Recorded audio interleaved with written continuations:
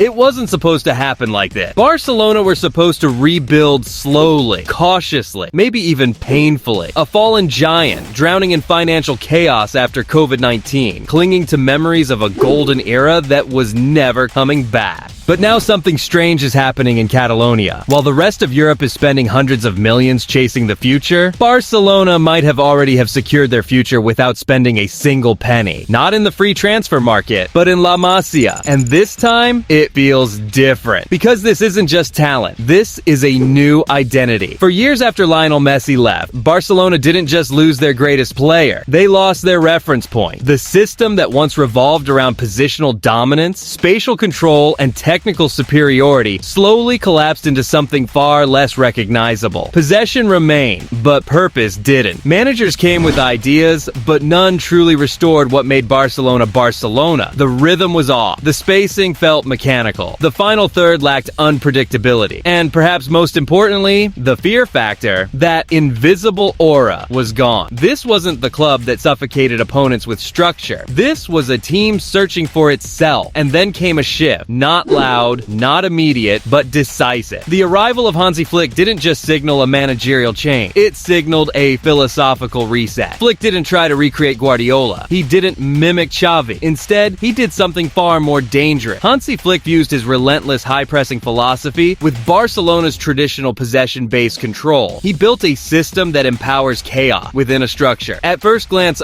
Barcelona under Flick don't look revolutionary. They still line up in a 4-3-3 formation. They still value possession. They still build from the back. But look closer, and everything changes. The tempo is faster, the verticality is sharper. The pressing is relentless, not reactive, but premeditated. This is not positional play for control. This is positional play for penetration. And it starts with Lamine Yamal, an 18-year wonder kid from La Masia, who joined the first team just at the age of 16 years. Lamine Yamal operates as a right-sided winger in a nominal 4-3-3, but in practice, his role is far more complex. He is Barcelona's primary width provider, but also their most consistent 1v1 outlet. In Flick's system, the right flank is often intentionally isolated. The team builds centrally or through the left side, pulling defensive blocks inward. This creates what analysts call an isolation channel, a wide zone where Yamal receives with minimal immediate pressure. From there, his options are structured. 1. Take on the fullback, 1v1 progression. 2. Cut inside into the half space to combine. 3. Delay and recycle to maintain positional control. Statistically, Yamal has been among the highest progressive carriers in the squad. He averages multiple successful take-ons per game and consistently ranks high in final third entry. But what separates him is not volume, it's decision time. He rarely forces actions early. Instead, he waits for support runners, often Fermín or the overlapping fullback Jules Koundé, before committing defender. This allows Barcelona to create overloads on demand rather than through static positioning. In transition phases, Yamal also becomes the primary outlet. His positioning remains high even when Barcelona are defending, which stretches opposition rest-defense structure. This is not a traditional winger role. It's a hybrid between a touchline winger and a wide playmaker. At just this stage of the season in April, Lamine Yamal has already delivered 14 goals and 10 assists. And to underline his rapid rise, he recently registered the first hat-trick of his La Liga career in a commanding 4-1 victory over Villarreal. Behind him, Barcelona's ability to sustain pressure relies heavily on Pau Cubarsí. Cubarsí plays as a center back, but his real value lies in his role during the first phase of build-up. Against high-pressing teams, Barcelona often form a 3-2 structure in build-up. 2 center backs plus inverted fullback double pivot or single pivot dropping Cubarsí is responsible for breaking the first pressing line. He averages a high number of progressive passes per game, particularly vertical passes into midfield lines. He is known for his exceptional vision and composure. He frequently drives Barcelona's attack, completing a high volume of vertical passes and long balls with a 90.03% forward pass accuracy in La Liga. These passes are critical because they bypass opposition forwards and immediately shift the game into a higher zone. But beyond passing, his positioning is key. He holds a high line, compressing the pitch. This allows Barcelona to maintain short distances between defense and midfield, which is essential for counter-pressing. Defensively, this comes with risk. When Barcelona lose the ball, Cubarsí is often left defending large spaces behind him. His recovery speed and anticipation become crucial in these moments. What's stands out is his composure under pressure. He does not default to long clearances. Instead, he consistently looks to retain structure. This is a core requirement in Flick's system, because if the first phase fails, the entire system collapses. Pau Cubarsí is also 18 years old. He has already established himself as one of the most valuable young defenders in world football, currently ranked as the second most expensive defender in the transfer market with an estimated value of 80 million euros. But beyond valuation, his performances justify the hype, averaging strong defensive numbers with consistent interceptions, progressive recoveries, and a high pass completion rate under pressure, while also contributing with progressive passes from the back, making him not just a defender, but a key build-up asset in Barcelona's system. In midfield, Fermín López provides a completely different profile, where Yamal is controlled and Cubarsí is structured. Fermín is dynamic and aggressive. He operates as an advanced interior, often on the attacking midfield position, but is moved the moment a passing lane opens, either from a winger cutting inside or a central player turning. He attacks the space. This creates what's known as a third-man run dynamic. The ball doesn't go directly to Fermín. It goes to an intermediate player, and then into the space Fermín attacks. Statistically, his impact is impossible to ignore. This season alone, Fermín López has registered 16 goals and 13 assists, taking his total to 29 goal contributions, making him the most productive midfielder in terms of both goals and assists this season. He consistently outperforms expected positioning metrics for a midfielder because he operates more like a secondary forward in attacking phases. Defensively, he contributes to the base of midfield. Marc Bernal plays the most structurally important role in the entire system. He operates as the defensive midfield position. His primary responsibilities include maintaining positional balance, recycling possession under pressure, screening defensive transition. After suffering a serious ACL injury last season, Marc Bernal faced a crucial phase in his early career, but his return this season has shown remarkable resilience and maturity. Initially eased back into the squad, he has gradually grown into the second half of the season, improving his sharpness, positioning, and confidence on the ball, and has now become a crucial part of Barcelona's midfield structure. Barcelona's attacking shape often expands aggressively, with fullbacks pushing high and midfielders advancing into attacking zone. This leaves Bernal as the only central player protecting against counterattack. His positioning is therefore critical. He must constantly adjust his position relative to the ball, ensuring that passing lanes into central transition zones are blocked. In possession, he plays a simpler role compared to players like Cubarsí. Short passes, quick circulation, minimal risk. But this simplicity is intentional, because his main job is to maintain structural integrity. Without him, the system becomes too stretched. What makes this group effective is not just individual talent, it's how their roles connect. Yamal creates width and isolation. Fermín attacks space created by that width. Cubarsí ensures the ball reaches advanced zone. Bernal stabilizes everything behind that. This is a coordinated system, not a collection of individuals. But this structure only works under specific conditions. High intensity, compact spacing, immediate pressing after loss. And that's where Hansi Flick's influence becomes critical, because without the system, these roles don't function the same way. The profiles are clear, but profiles alone don't win games. What matters is how these roles interact inside a system, especially under pressure, at high tempo, and against elite opposition. And that's where Hansi Flick's tactical model becomes the defining factor. At its base, Flick's Barcelona operate in a 4-3-3. But in-game, the structure constantly shifts depending on phase. When the fullbacks inverts into midfield or go for overlap, Cubarsí holds the right center-back zone. The opposite center-back stays slightly deeper. Bernal positions himself centrally, offering a passing lane. This creates numerical superiority against a front two press. But the key here is Cubarsí, because when opponents try to press high, cutting off central options, Cubarsí becomes the release valve. His ability to play vertical passes into midfield lines allows Barcelona to bypass pressure instead of circulating endlessly. This is critical, because Flick's system is not designed for slow possession. It is designed for progression. Once the first line is broken, Barcelona transition into their attacking structure. This is where the system expands aggressively into a 2-3-5 shape. Two center backs hold the halfway line. Bernal sits as a single pivot. Two advanced midfielders occupy half spaces. Front line stretches across the final third. Now the roles of the Masia players become fully visible. On the right side, Yamal holds width, but he's not just waiting for the ball. He's actively shaping the defensive line. By staying wide, he forces the opposition fullback to stay deep and isolated. This creates a horizontal gap between the fullback and the nearest center back. That gap is exactly where Fermín López attacks. This is a key pattern in Barcelona's attacking play. Ball circulates centrally. Opposition block shifts inward. Ball is switched to Yamal. Defensive line stretches. switches, Fermín makes a delayed run into the half space or box. This creates a layered attacking structure. Instead of static positioning, Barcelona generate dynamic overload. And because Fermín's runs are timed late, defenders struggle to track him. Meanwhile,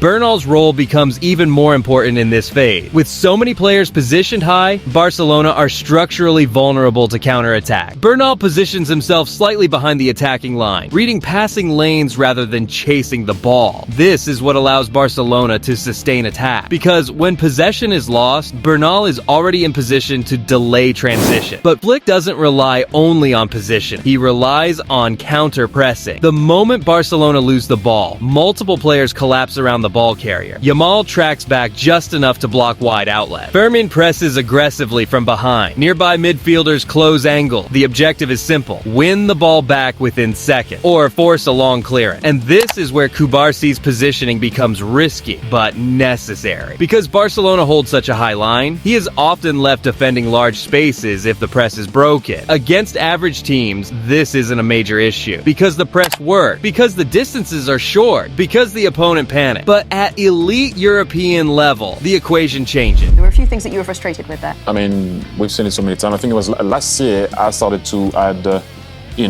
moment of seeing. I think it was against Bayern Munich. You remember we talked about it the other day. We showed the goal of Harry Kane beating the line, being already because they knew they were playing high line. Although they won 4-1 on the night, I think last year. I said that line is suspicious. We need to sort that out because they're not going to win in Europe like that.